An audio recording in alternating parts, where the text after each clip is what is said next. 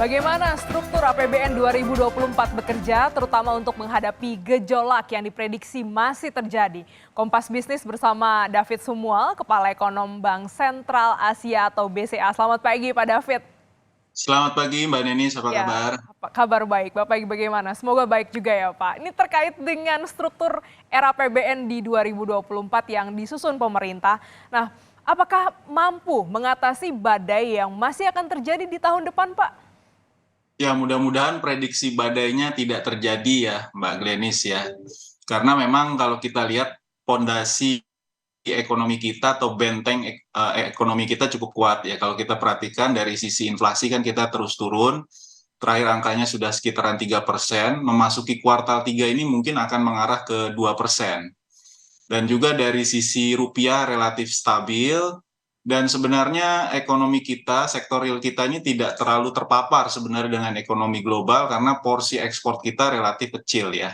Atau porsi perdagangan internasional kita itu lebih rendah daripada kondisi sektor domestiknya. Nah, untuk target memang sedikit lebih rendah ya dibandingkan tahun ini kan pemerintah mentargetkan ke 5,3%. Nah, tahun depan pemerintah mentargetkan hanya 5,2%. Sebenarnya pertumbuhan potensial dari perekonomian Indonesia kalau saya hitung itu sebenarnya bisa mengarah ke 5,5 sampai ke 5,7%. Tapi kelihatannya pemerintah relatif prudent untuk tahun depan. Tadi mungkin karena ada kekhawatiran badai dan seterusnya, sehingga kelihatannya coba menjaga kebijakan fiskal yang lebih prudent ya. Dan kita lihat memang cukup berhasil. Kita lihat kita akan menurunkan kan defisit anggaran kita ke arah 2,3% tahun depan. Dan kita perhatikan persepsi pasar sejauh ini cukup baik ya. Kalau kita perhatikan dari sisi SBN terjaga di bawah 6,5% untuk yang yield 10 tahun. Lalu juga premi resiko ya, atau sering kita sebut sebagai credit default swap, itu juga dalam posisi rendah, sekitaran 80. Biasanya itu di atas 100. Nah, juga ada beberapa rating agency yang sudah ada satu ya yang sudah mengubah outlook-nya menjadi positif. Jadi ada kemungkinan rating kita juga ke depan bisa di upgrade ya. Sekarang kan posisi di triple B, mudah-mudahan bisa ke triple B plus. Nah, ini juga dengan menjaga stabilitas makro kita, terutama juga tadi kebijakan fiskal yang prudent, Mbak Glenis. Ya, menjaga kepercayaan diri dan juga bagaimana nanti proyeksinya di tahun 2024. Nah, kita bicara juga dengan terkait kondisi pasca pandemi gitu ya. Kita masih berusaha untuk memulihkan perekonomian. Memang kondisinya sekarang sudah jauh di bawah kondisi pandemi. Target defisit anggaran ini diminta untuk balik kandang Pak, yaitu di bawah 3%. Tadi Bapak juga sudah singgung. Pemerintah lebih percaya diri. Bahkan nih ya gaji ASN dan pensiunan juga naik 8% dan 12%. Apakah ini artinya pos penerimaan negara seperti perpajakan sudah sangat mendukung Pak? Ya, kalau kita perhatikan pajak ini masih bisa kita optimalkan ya untuk dibandingkan peer group atau ASEAN, memang tax ratio kita masih di bawah 10%. Atau kalau dibandingkan negara-negara OECD jauh sekali ya di bawah ya. Memang ada rencana kenaikan gaji PNS, saya pikir ini juga bisa mendorong perekonomian tentunya ya dengan peningkatan daya beli dari PNS sendiri, tapi tentunya ini harus dibarengi dengan kinerjanya. Jadi mungkin akan lebih baik kalau porsi gaji dari PNS itu ada sebagian besar yang terkait dengan tunjangan kinerja. Jadi kalau kinerjanya meningkat, ini juga akan mendorong pendapatan dari mereka ya. Jadi sistem insentif yang baik itu juga akan mendorong performa tentunya.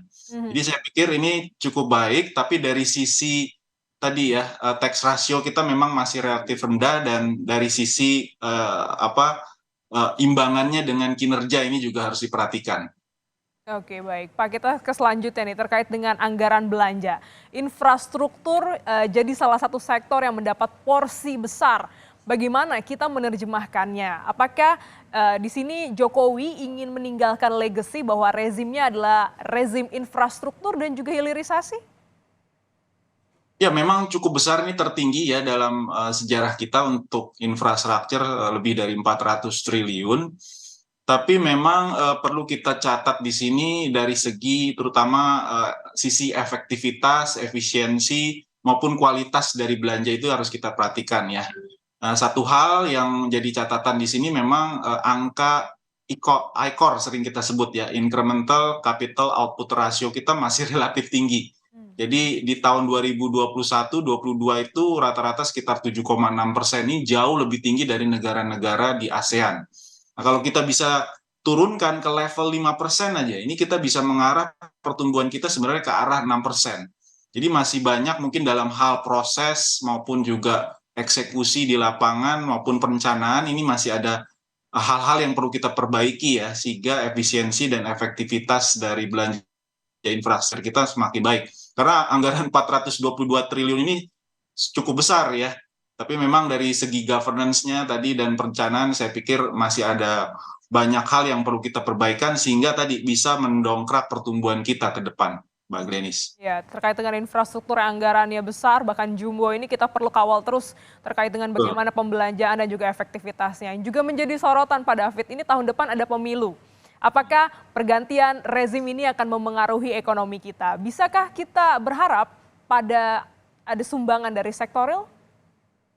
Ya, kalau kita berkaca dari pemilu-pemilu sebelumnya, tahun 2004, 2009, 2014, 2019, ini dalam 20 tahun terakhir, ini memang ada dorongan ya. Kalau dari data historis itu kami melihat untuk 2023 dan 2024 itu akan ada tambahan additional growth ya, sekitar 0,1 sampai 0,15. Jadi total bisa sampai 0,3% 2 tahun 2023 dan 2024 ini.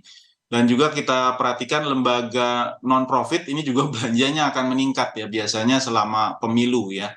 Lalu juga konsumsi domestik. Beberapa sektor juga Mbak Glenis seperti yang terkait dengan media ya, seperti Kompas ini media ya, advertising, logistik, transportasi, makanan, minuman itu biasanya juga terdongkrak naik ya selama masa kampanye pemilu.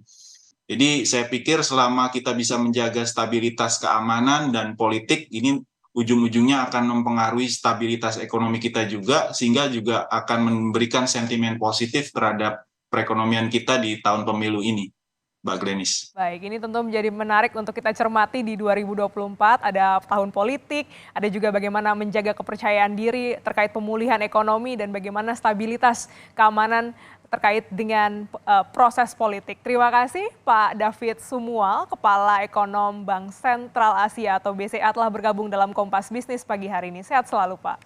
Terima kasih.